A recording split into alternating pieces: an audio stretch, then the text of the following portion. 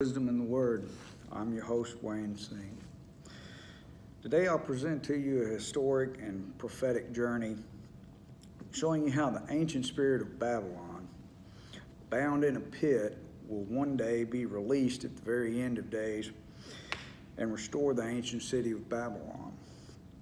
In Genesis 9:19, the three sons of Noah, Shem, Ham, and Japheth, repopulated the world after the flood. Ham's descendants, Ham begat Cush, and Cush begat Nimrod. And we find out that in Genesis 11, Nimrod built the Tower of Babel, which became the city. It also became the country and the territory of Babylon, the country of modern-day Iraq today. The word Babel means confusion. It also means the gate of God. And the question is then to ask, which God is it talking about? Genesis 10:10 tells us that Nimrod was a mighty hunter as well as a builder.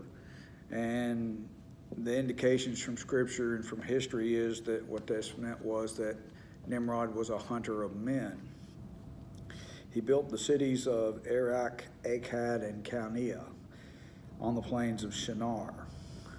Now, why build on the plains of Shinar in the first place? Well, according to Jewish historians, all the victims of the flood washed into the valleys after the flood, and the people feared to come down off the mountains at first. And when they did, then they settled above the valleys. And so the tower was built on top of the plains of Shinar. And according to historians, the tower was built, Nimrod built it to avenge or for revenge against God if he decided to flood the world again. If he had just listened to what Noah had been promising him afterwards and his descendants, he would have known that the world was not going to be destroyed again by a flood. God had given him that promise through the rainbow. But anyway, the book of Enoch relates that Enoch saw the destruction of the earth by water and by fire, and to preserve the knowledge of the heavens that related to Adam and Seth, they placed them on two pillars, one of clay and one of stone. And unless one would be destroyed, then the other would be there. So one of the stone pillars was placed on a plain of Shinar in the land of Syria, according to the book of Enoch and Josephus in the book 1, 2nd chapter, 3rd part. All the false religions began out of the land and out of the Tower of Babel, because Nimrod's wife, Semiramis, had an illegitimate son called Tammuz or Tammuz, and Semiramis claimed that Tammuz, that he was a god, and that he was the promised fulfillment given by God to Adam and Eve in Genesis 3:15. Babylon began the worship of goddess and child worship. After the tower's destruction, the divisions of the languages, they spread throughout the entire world, and the idea then of goddess worship with the child worship went and spread across the entire globe. And in the region of Babylon, you had Semiramis and Tammuz. In China, you had Xingmu, who was shown with a child. In Egypt, you had Isis and Horus. The Ephesians had the goddess Diana. Germany had the Virgin Hutha with a child in her arms. Rome had Venus and Jupiter. India had Isa and Iswara. And India also had Divad and Krishna. So you had all of those across the world with different images of goddess and child worship. Ishtar, known as the Queen of Heaven, spoken of in Ezekiel, was depicted as riding upon a leopard carrying bows and arrows. This resembles to a certain degree the vision in Revelation 17 of the harlot riding the beast. The leopard is part of the image of the beast in that. In Jeremiah 7:18 and 44, 17 through 19 and 25, it speaks about the Queen of Heaven, which is not an allusion to the Virgin Mary and Christ, but rather to goddess and child worship as well. Israel picked this up from the pagans living around them. Three things were known for the tower was known for, or the Tower of Babel was known for. One was astrology, second one was goddess worship, and the third thing was the propagating of all false religions later on. Now, 2,600 years ago, during the time of Daniel, Babylon was being rebuilt by Nebuchadnezzar, and the walls on the outside of the city were large enough for chariots to race atop. The banquet hall spoken of in Daniel 5 was over a mile long. They had horse-shaped or horseshoe-shaped tables with trained peacocks to carry the wine and the cheese around the tables. It is said that they had 35,000 musicians and that they had the hanging gardens, which became one of the seven wonders of the world. Now, in Ecclesiastes 1:9, it speaks of the thing that has been is that thing which shall be. And that which is done is that thing which shall be done, and that there's no new thing under the sun. The meaning to this is that history repeats itself. If you want to know how something ends, look at the beginning of it. And with respect to Babylon and Israel, the first battle that Abraham, the first Jew, fought against, the first battle and first people that he fought against in Genesis 14 was one of the four kings, and one of those four kings was the kingdom of Babylon. And the guy was named Chedorlaomer, the king of Elam, of Persia and Iraq. And there was also Tidal, the king of nations, which was a king over the Gentile tribes. There was Amraphel, he was the king of Shinar. He was the king of Babylon. And then Arioch, the king of Eleazar, which was a city near Ur. And one of the first battles that Abraham had to fight against with 318 men was against Amraphel and the king of Shinar, or the king of Babylon. That territory fought with Israel at the beginning and will be the same near the end. The ancient territory consists of the nations of Syria, Iraq, and Lebanon. Now, we find in Daniel 2 and chapters 2 and 8 that there were three major empires that ruled from Babylon: the Babylonians, the Medes and Persians, and then the Greeks. There is a Jewish belief from the Encyclopedia Judaica.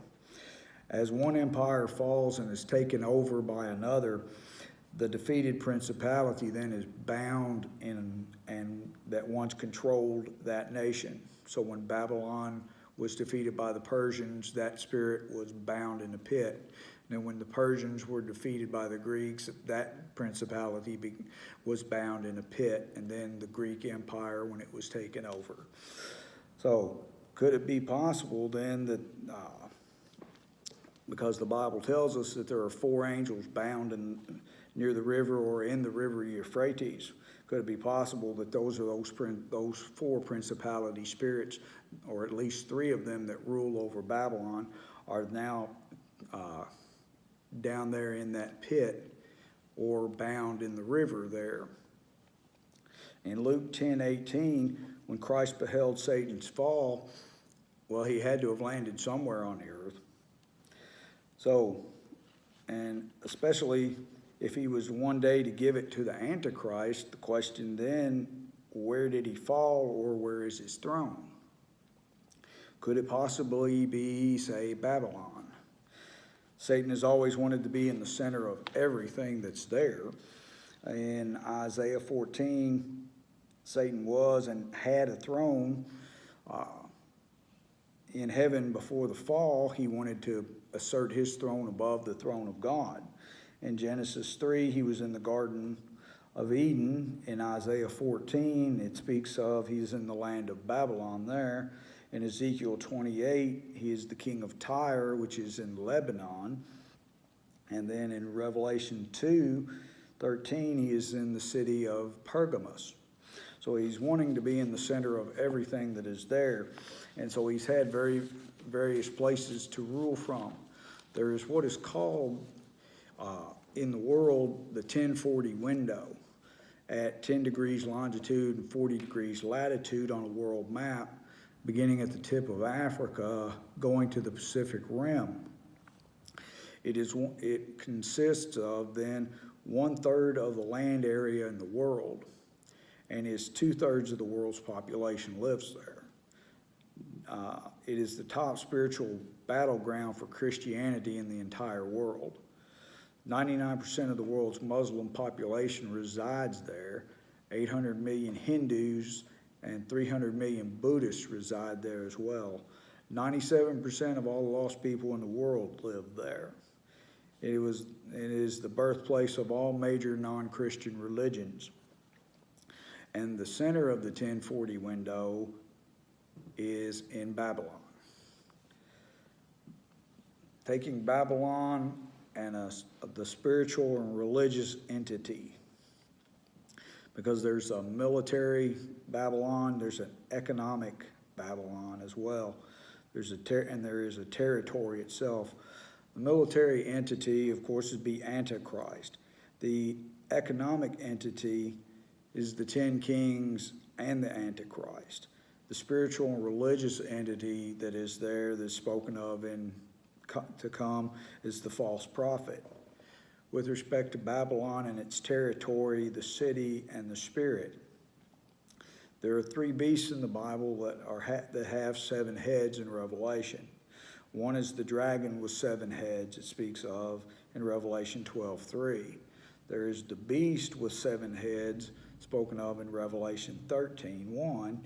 And the third one is there is a beast that is carrying the harlot that has 7 heads. And this is found in Revelation 17:13. So there's 3 symbols here that is spoken of then.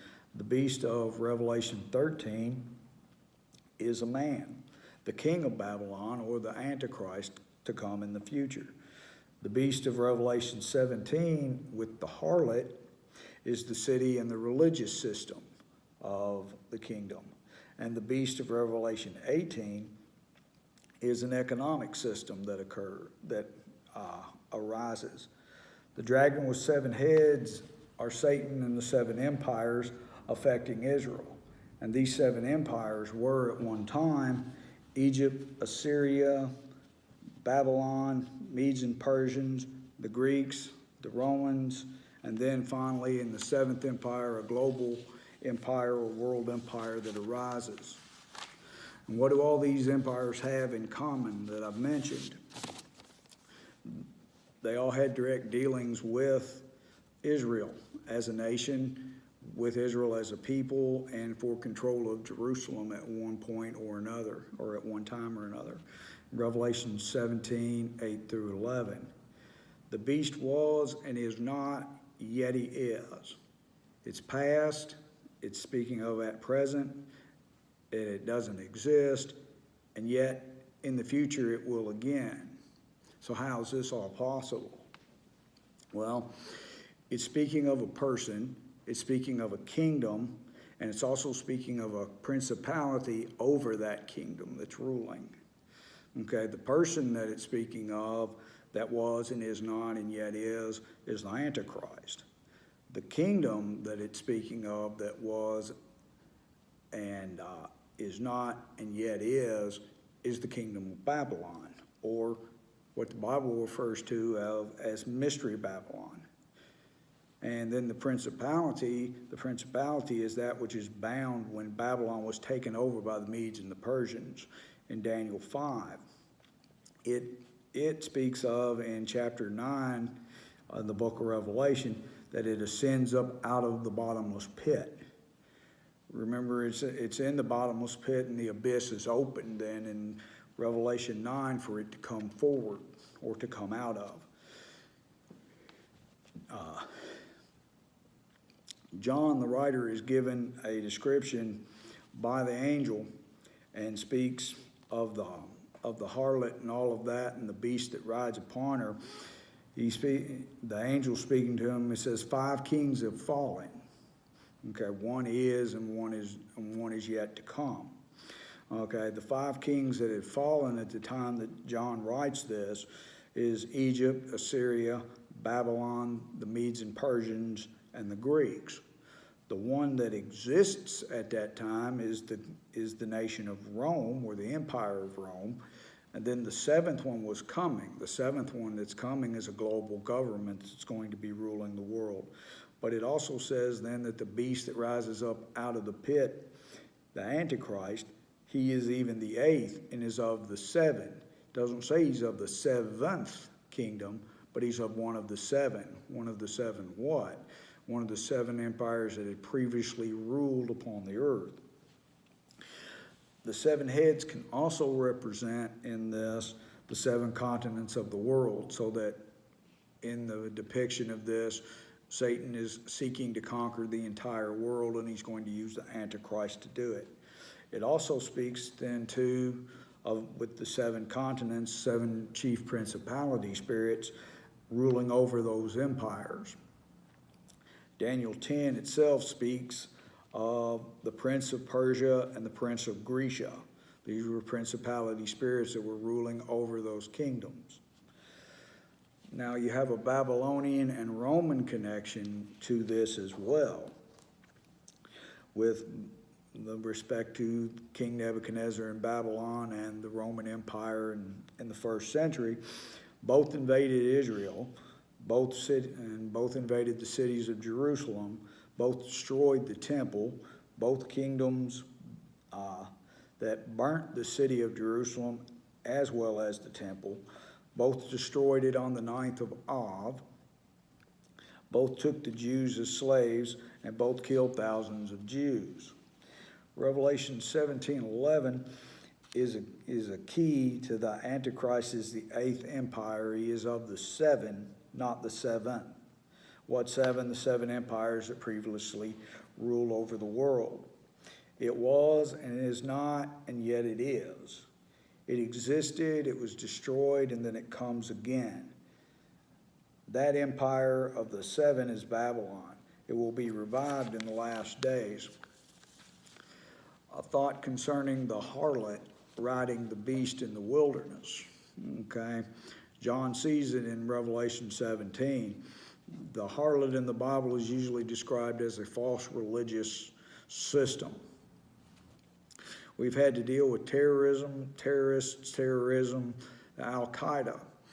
They formed itself into what was called the Islamic State in and of Iraq and Syria, also called ISIS. Okay, ISIS, it's interesting. Isis was the Greek name for an Egyptian goddess, Aset. She was also called the Queen of Heaven. She had a son named Horus and the wife to Osiris.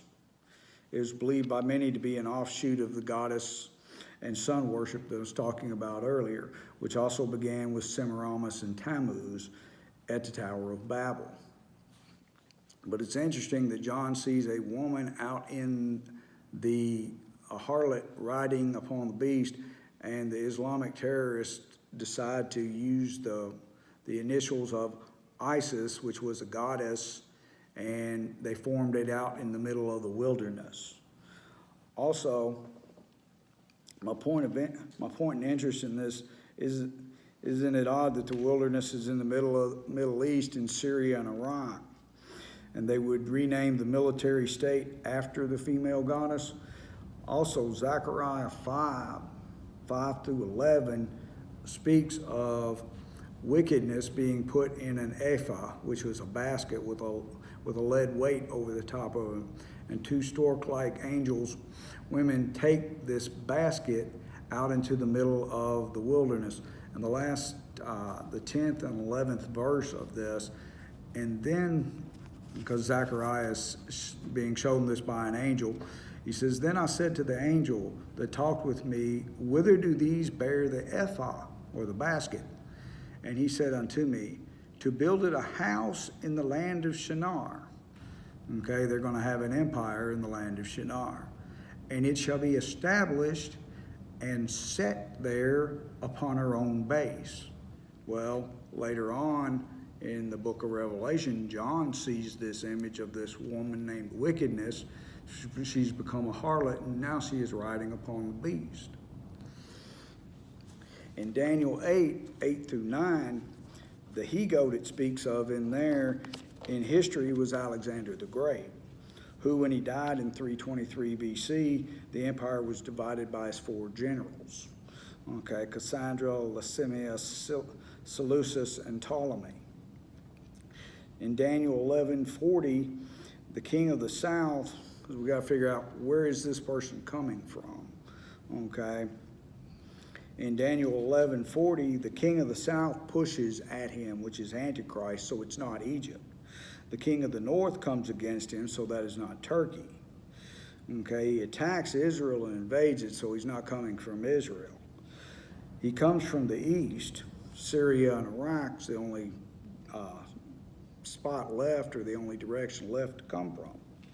So, and another thing is too, also in the Bible it speaks of in Daniel, why does Edom, Moab, and the chief of Ammon, which is the country of Jordan, seem to escape the hand of the Antichrist here?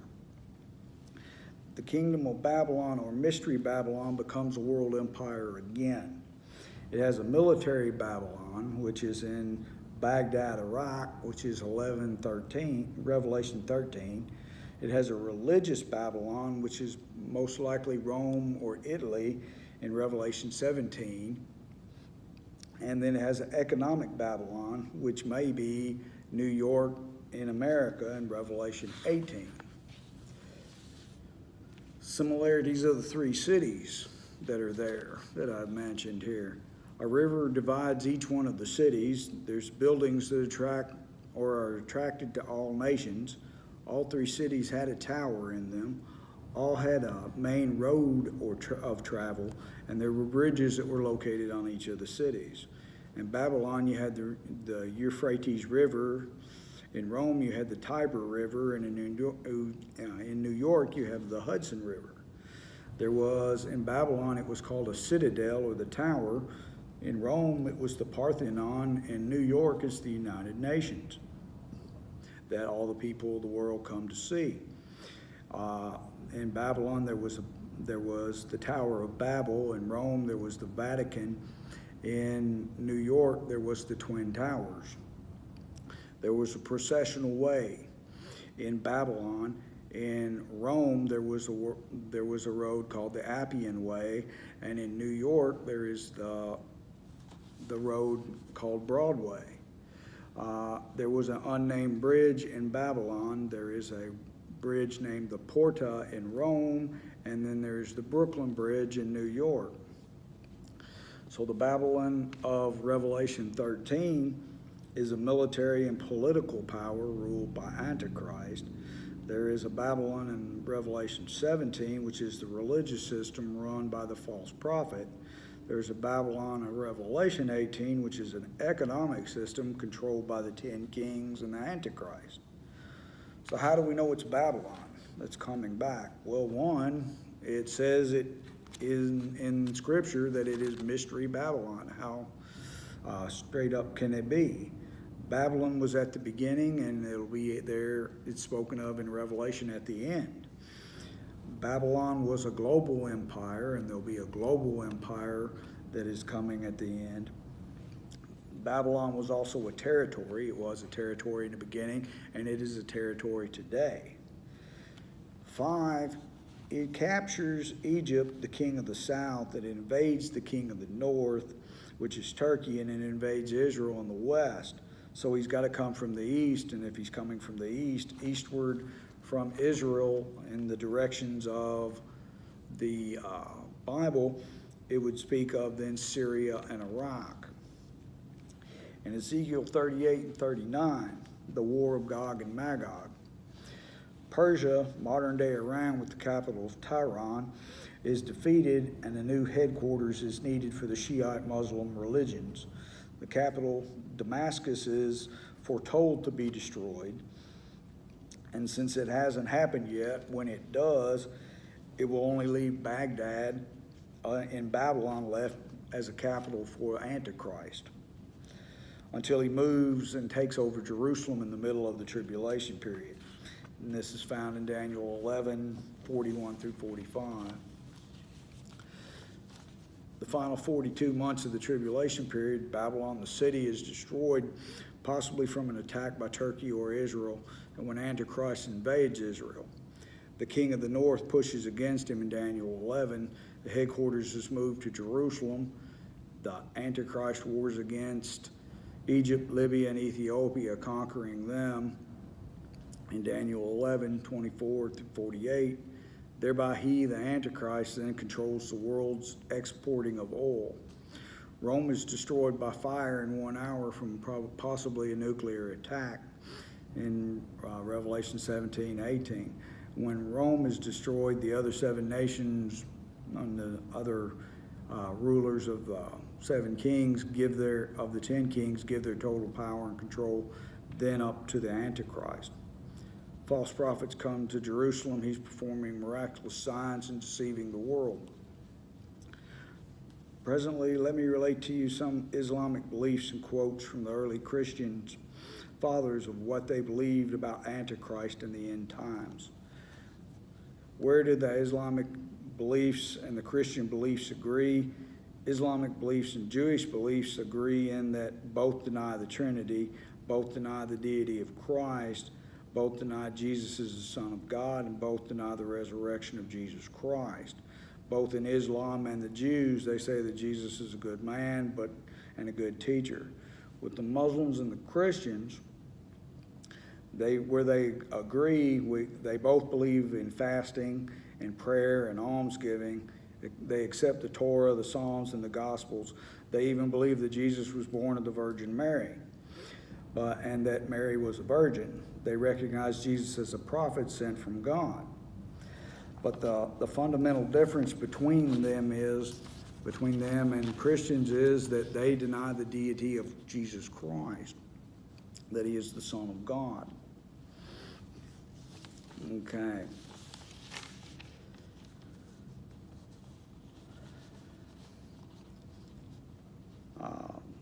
In Revelation 11, 12, and 13, the Antichrist kills the 2 witnesses, takes over Jerusalem. The Jewish remnant flees into the wilderness after proclaiming himself as God, and the image is brought to life. The mark is issued and demanded of the people to choose to worship him or die by a beheading. Okay. Now, one of the Islamic beliefs is that when the false prophet appears, Isa and Jesus, to the Muslims, they don't expect to see nail scars. How did they know he's Jesus? By the miracles that he performs, albeit really false miracles. It's causing fire to come down from heaven, the false prophet, and Isa will appear and raise the Antichrist from the dead and heal many.